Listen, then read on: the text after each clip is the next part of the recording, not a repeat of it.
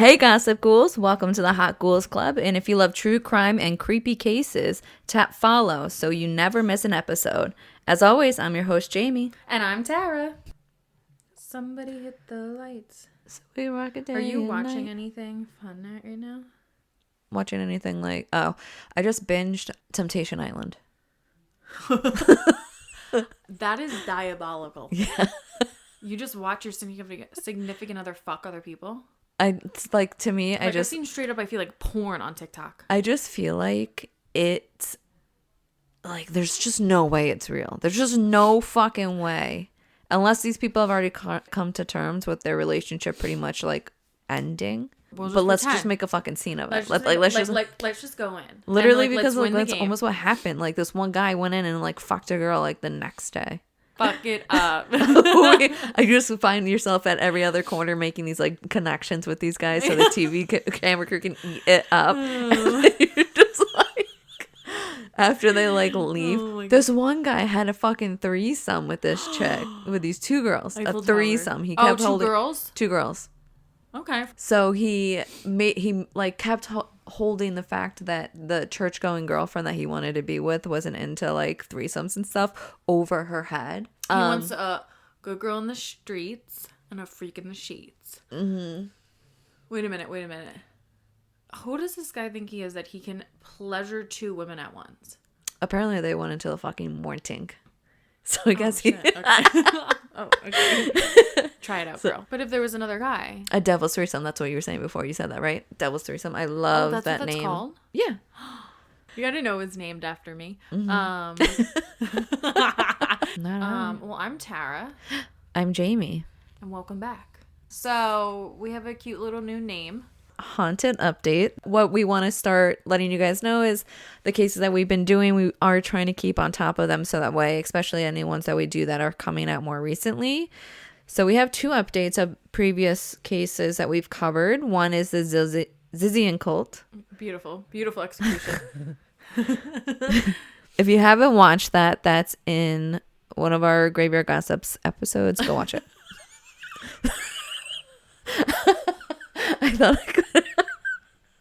I thought I could remember which one it was, but I can't. That was crazy.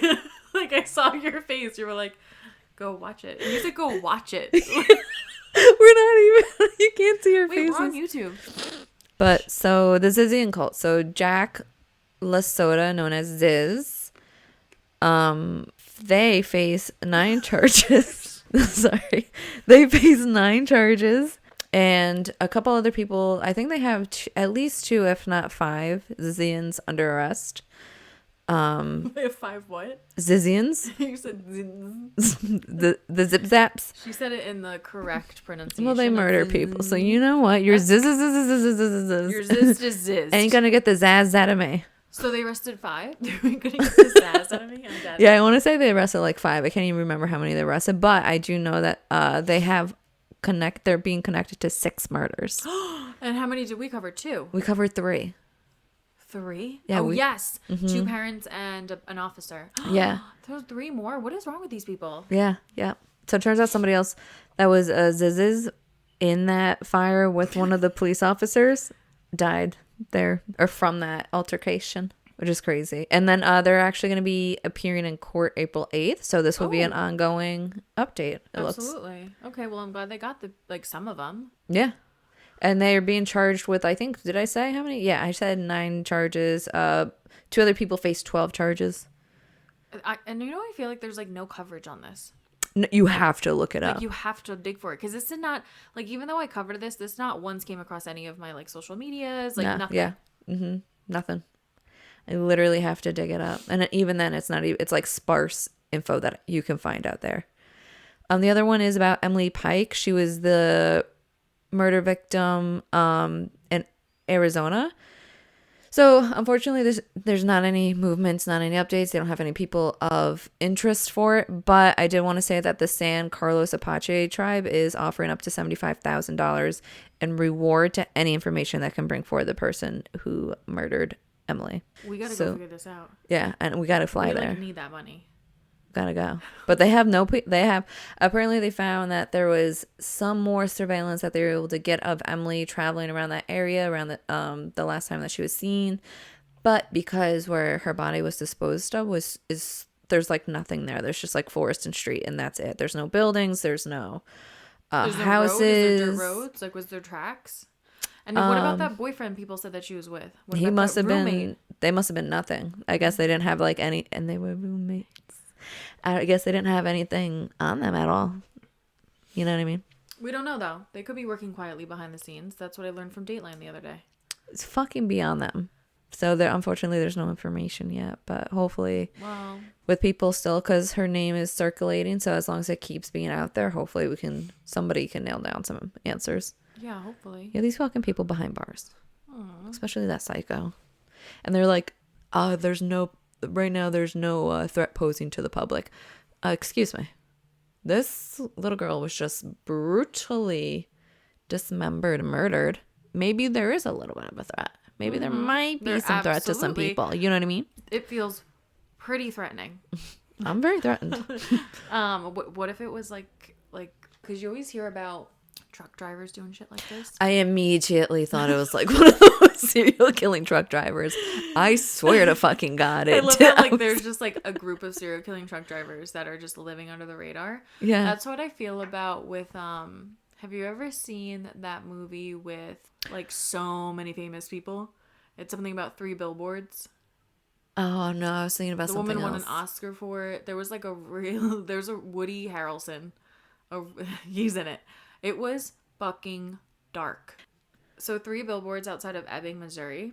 Complicated name, phenomenal movie. It's about this mom whose daughter was murdered. It's in like some middle nowhere movie. Mm-hmm. And she pays for these 3 billboards to be posted. And it's like the road. It's on the road where her daughter was found. And it said, raped while dying and still no arrest. How come? Chief Willowberg, or whatever the guy's name was. And she also got them updated because they never found her daughter's murderer. And I kind of always thought, well, they think it was somebody at the end of the movie, but I always thought it could have been like a truck driver. But you know what's really fucked up? Is this a movie or a documentary? It's a movie. Oh. What's really fucked up is Woody Harrelson's character had cancer. Oh. I think cancer had like returned, and he was like the head police person. Mm-hmm. And I think he really was a good person, and he wanted to solve the case for her. And he was just reading that, going to work every morning? Yeah. Damn. But he also didn't find the killer. And they didn't put a lot of effort into it, it felt. Oh. But he had cancer, and he had a wife and kids. And he went into the horse barn, the stable at their house, because they were like in the middle of nowhere, so of course they had horses. And he left a note for his wife.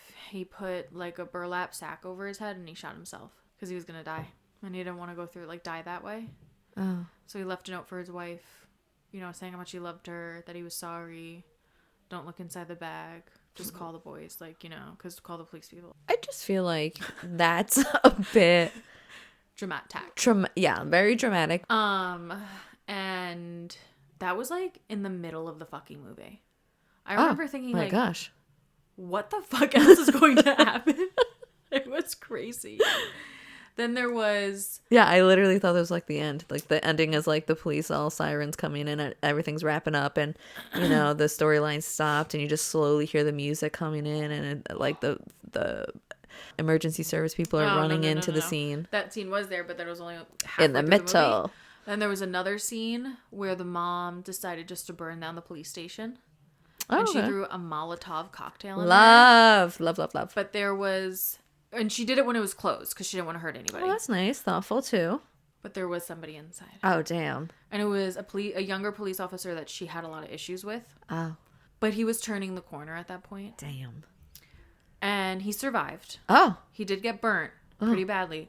And you know what he also did when he was inside there? Because I think he fell asleep at, like, almost drunk there or something like that. Oh. He made sure that he saved her daughter's file. Because it was, like, on his desk. Because he was determined to find the killer. And you know what else he did? There was a scene at a diner where, in the town that they were in, where, like, a group of, like, either, like, Marines or some shit like that came in. And he had suspected this guy, I think. As being the killer? As being the killer. And I think the guy was making some comments. Can't remember the details. And he hears them, right? And so you know what he does? He's by himself. He has like, half his body is burnt. He's like drinking. He starts a problem with that guy. Like falls into him, like pretends to be a drunken mess, but then starts fucking like fist fighting him. Oh. To get his DNA on him so that he could get his DNA tested. And then it was inconclusive. Oh.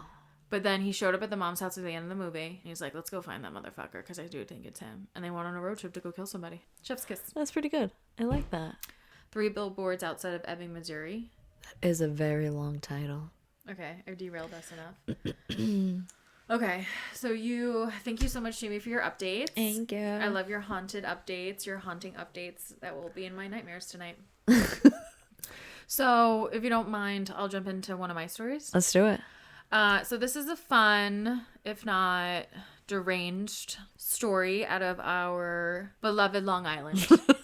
She never Disappoints. Never disappoints. And I've said this once, and I'll say it again.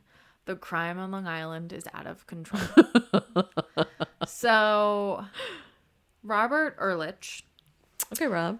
Is, the founder of Pirates Booty. Love. Everybody loves Pirates Booty, right? So good. This man lives in Seacliff, New York, which I think is a little bit more of a... Up there. Little je ne sais quoi. A little more bourgeoisie. Yes. Bourgeoisie? Yes. Yeah. Bourgeoisie. Bourgeoisie. I don't know. I don't know. Both sound good. Then maybe where we both live. Separate towns. Mm-hmm. Not, it is what it is. Yeah. We're definitely not sitting in mansions. No. But this No. man absolutely is because But we're going to watch the people drive by to them. We do watch the people drive by. We're that close. We're that close. We're that close. We're on the cusps of society. He definitely is because he sold Pirates Booty for $195 million. A while ago. He sold it. He's sitting in it. He's sitting in it. In 2013, he sold it to B&G Foods Inc. What a great time to sell and get that money. And then it said he also... I'm sorry, I'm mistaken. Oh. He purchased B&G Food Inc.'s for $195 million.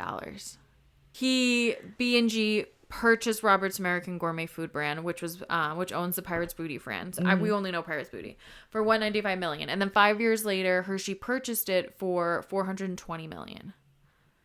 So I don't know. Maybe he still got a cut from that. Maybe. But long story He's short, up there. This man is wealthy. Mm-hmm.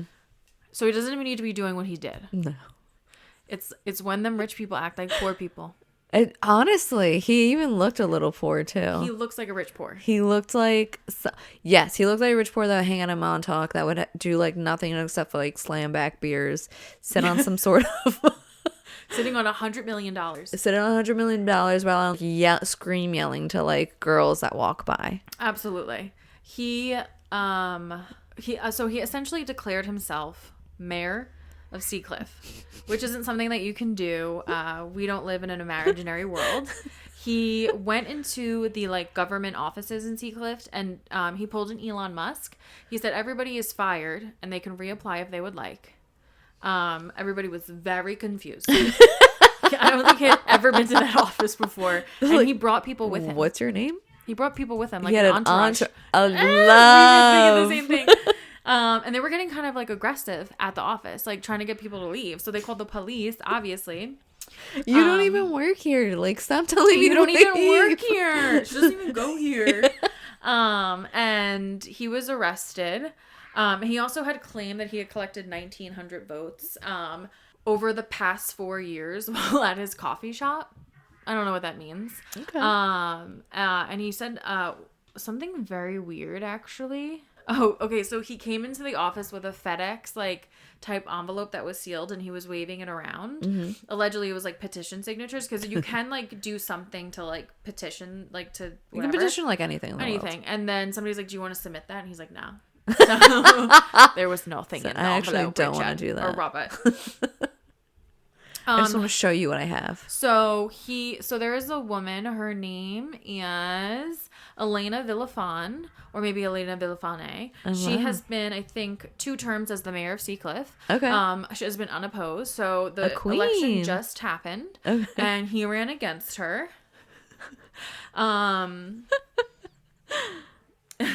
1,064 to 62. And who had what, I'm assuming? I'm saying no, she won. So he had 62 votes. Okay. That's amazing that he was able to pull 62 votes. Yeah. So Also questionable about the other people that live there. questionable. He just like paid them They were like, "This is funny." as quick as he can. It's pay. like when people like wrote in Harambe for the presidential election like fucking assholes. Yeah. So for some reason he has not been institutionalized against his own free will. You know, Sometimes you just have to take a vacation. He needs to go to yeah. Passages, the celebrity like rehab center. Yeah, that would probably be good for him. Absolutely. Yeah. Just talk to somebody. It's not hard. Just don't talk to Elon Musk. No, that's not the somebody you him. need. That is not the somebody you need. Nobody should want to be him. Nobody should want to be him. All right, so I got my next Oh one. my god. Is it sad? It is. It's not fun. Yeah, it's a little sad. It's a little. I feel like I have a fun one to end on, so it's okay. I mean, I have another one, but then I did a quick Florida search. I hope we always keep Florida in. I literally just have to they have like a whole page. It's like 19 really? hours ago, 11 hours ago, 2 days ago, 1 day ago. It's like very amazing. It's crime. And it's nonstop. The crime in this world is nonstop. Like there is not a day that goes by that somebody isn't shot at, stabbed, randomly hit, robbed. Like what is happening? I just don't like. Why not just keep to yourself? Why is that so hard to keep? Just go to bed. You know what I mean? Keep to yourself. Take a nap. Go to bed. Take a nap. So this one is I'm gonna be covering is Suriksha Konan. Fuck. I'm so sorry. Suriksha Konanki.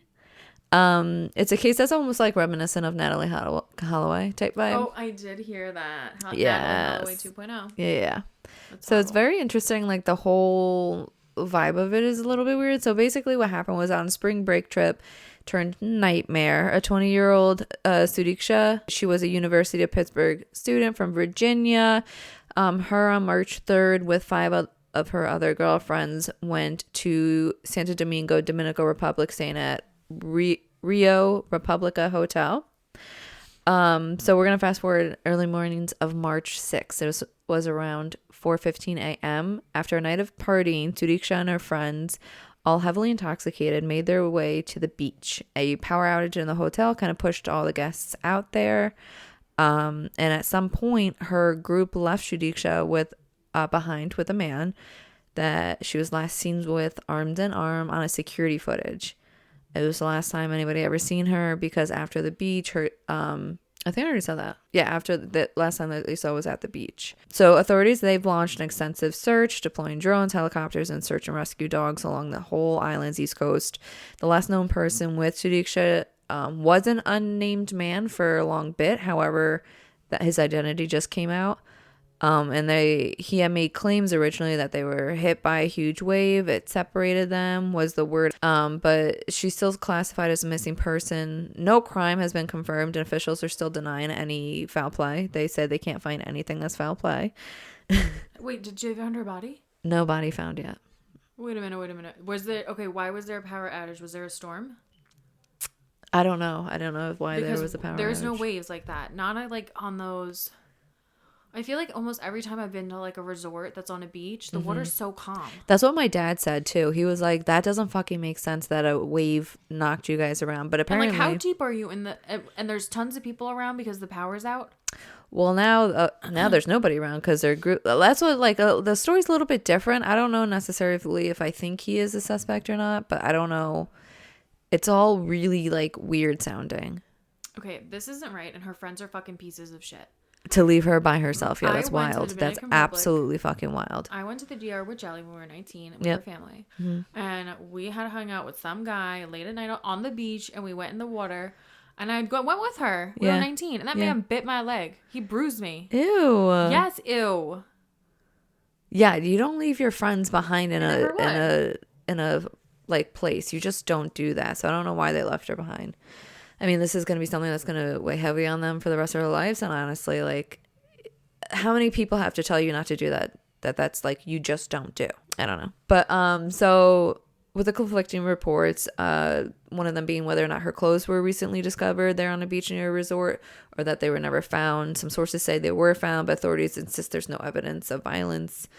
Investigators are currently focusing on the theory that Sudiksha has drowned. Her father originally wasn't convinced, but now he is. He actually, after going to Punakana himself, he then declared for her to be dead. Like declared, like wanted, like put in a letter saying that he wishes for them to declare her dead. But that in the Dominican Republic isn't their like norm. Like they don't do that without body or like clearly a crime happened. They don't just declare people dead. So does anyone in the Dominican Republic, like authorities, have any theories?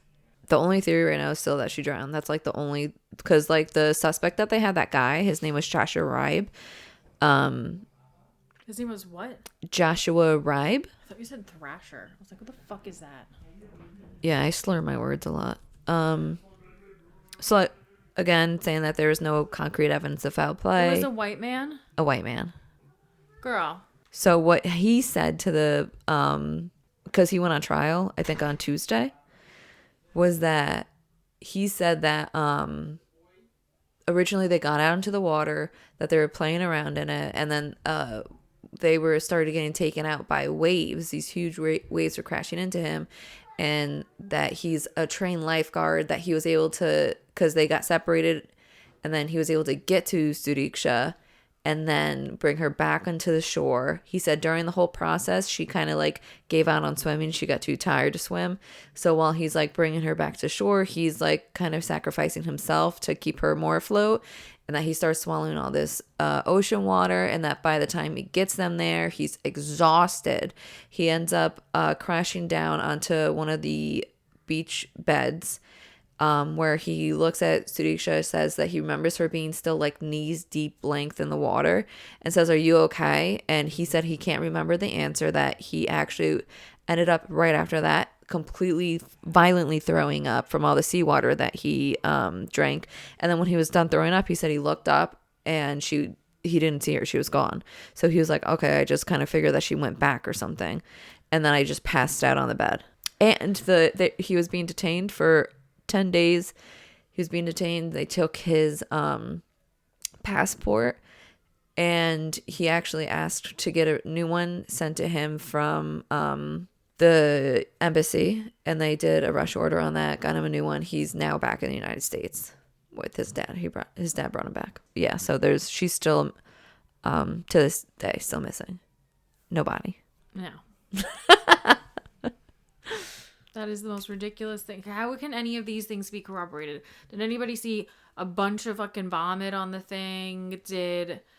Was he found on the beach chair in the morning? What time did he get back to his room? Where are the security cameras? So he did say that he got back to the room around, I don't know if he had a time from where I read it, but he did say he woke up because of the mosquitoes and sun. And that he made his way then to his room, and he passed out to sleep there longer. Then his roommate came knocking on his door, or showed up in his room or whatever, and was like, "Have you seen her? She never returned back to her friends." And he was like, that's when I was like, what? That's bullshit. That's bullshit. It doesn't look good for him, but he's back. And they're still maintaining that he's not a person of interest at all, that he never was. So I don't know how I feel really about it. I also don't know how I feel about the fact that she already has like a request sent in to be declared dead. It hasn't even been a full month.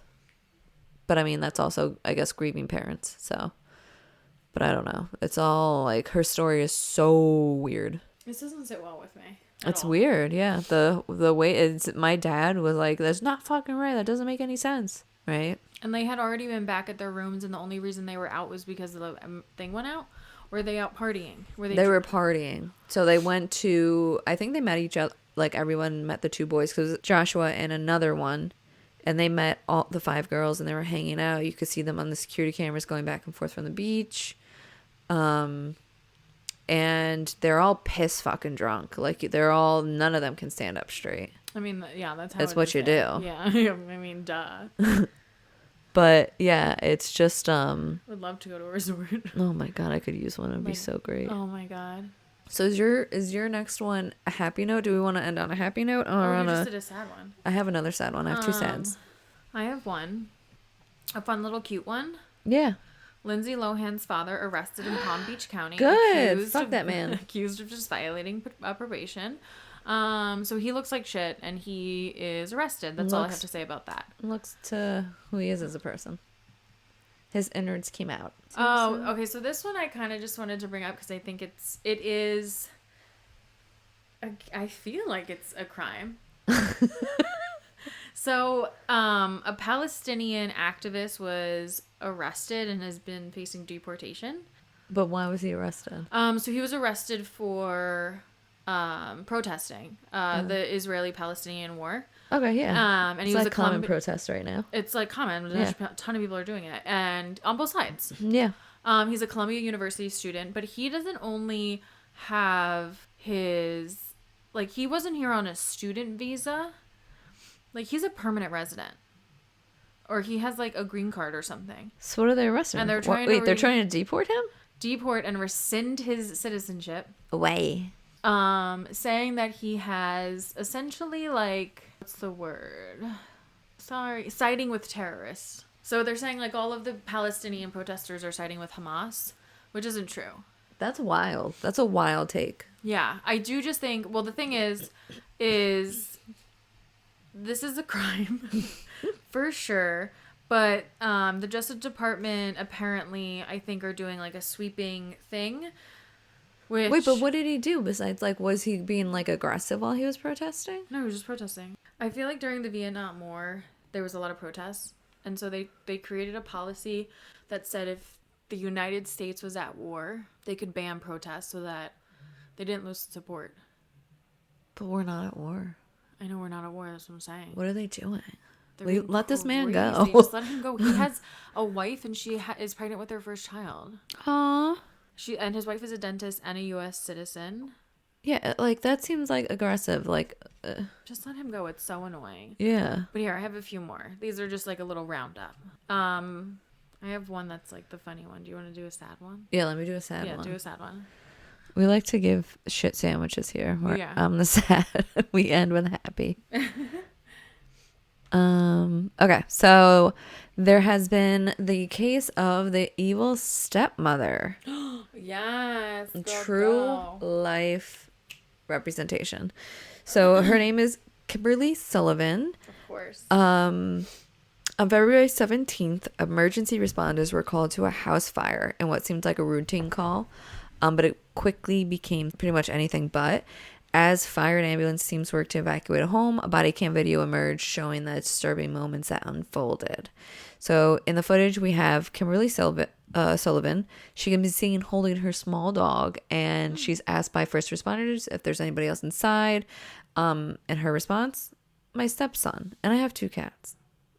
Okay. I mean, they're just as important. And she goes, but as Kimberly is escorted away from the house, a firefighter comes right after her because she goes, oh, that's him right there. And he emerged with her 32-year-old stepson in his arms, that he was pretty easily seen to be severely emaciated. So much so that he could barely even stand.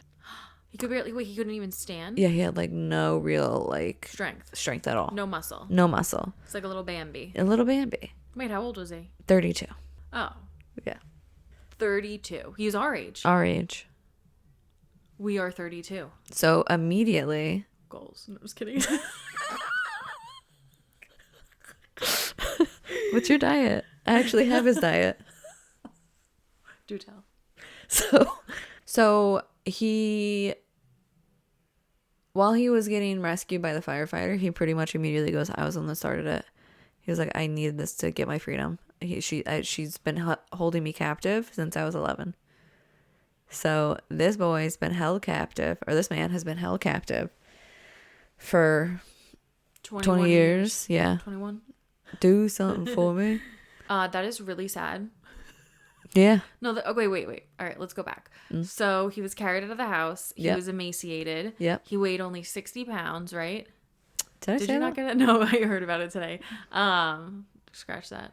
No, I think. Yeah, no, I didn't even put that. Yeah, he was like 68 pounds. He was 68 pounds. And wasn't he like 5'9"? Yeah, 5'9". Can you believe that? He literally he had his arms like drooping off the side of the guy's hands. He was being held in like How is he alive? probably barely 8'9", 8 by 9 room, no AC, no heat. Where? In the attic? In a small off room that I guess they didn't bother ever turning the heat on or anything. Maybe How it's like did he one of start a these where it's like fire? heat per. Huh? How did he even start the fire? Oh, I don't know. I That's forget. horrible. Yeah. So he's been in there for 21 years. Wait, okay, it's his stepmother. What happened to his Yeah. parents? His mom is still alive. She actually gave him up when she was young. I don't really know the circumstances behind that, but she just gave her rights to, I guess, her husband. I don't know where the dad is. I don't know if the dad passed, but he's not in the picture. And that the stepmother actually ended up taking him out of school when he was like 11 years old. So that'd be around 5th, 6th grade. And has and that was her way of like essentially starting to erase him from the public eye. So she Yeah, could that's keep not him in how there. it should work. No. And she would give him 2 small bottles of water, 2 sandwiches A day? a day. So CPS was just like, all right, peace. Like, was he homeschooled? Like, I don't even know. I think he was just like Like- because the whole story with what's happening, exactly what came from him is still developing. A lot of things they're keeping under wraps. Like his name is not out there.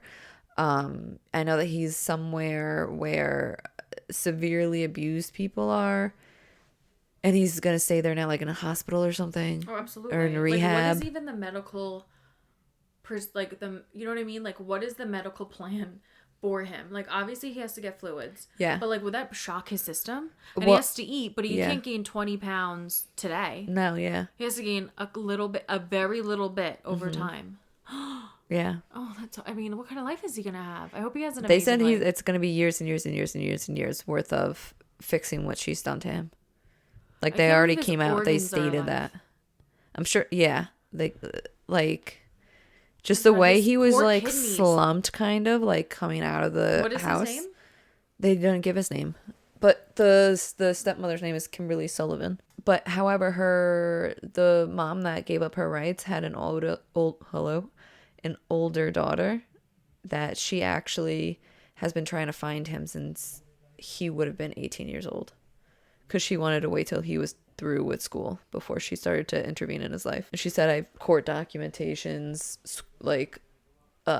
school districts. She was like, I just kept searching his name and getting absolutely nothing. Because he's never been to the doctor. He's never been to the dentist. He's never been to any of that. That is horrible. Okay, we're going on to my last one. Yes. Okay. Leave us with something light, fun, Something and light, airy. fun. I mean, I guess it's light and fun. It's out of Florida. There was a man posing as an NBA player, went into a Tiffany store to look at jewelry and swallowed $800,000 of jewelry. That seems like it's not a Because great idea. He wanted, obviously, to steal it. So, Jathan Gilder, 32, of Austin, Texas, I believe, robbed a Tiffany & Co. jewelry store in the mall. Oh, yeah, in Orlando, Florida. My bad. He walked into the store wearing, he was just in his outfit. And he said that his name was Sean, and he was negotiating a sale on behalf of a player for the Orlando Magic basketball team. He was an idiot. He was brought into a VIP room because of the jewelry involved in the transaction. And the merchandise included 2 pairs of diamond earrings and a diamond ring. Slay. The Okay. pair of earrings are valued at, I guess it was 2 pairs, so like 2 different pairs. One was $160,000. One was $609,500. He's got great taste. And the ring was valued at $587,000. Wow. So, Did they not think that they would have that on camera? No, yeah, there's like clips from the whole entire. I'm like, sure. He jumped out of his seat, grabbed the merchandise, and then tried to leave the VIP room by like violently pushing his way out. And during the scuffle, the ring dropped. But he was able to keep possession of the earrings and get the doors open to escape. He ran through the store, like dodged the employees, and he just like left through the front door. Obviously, the police were notified, and I think they had camera his car and all of that stuff.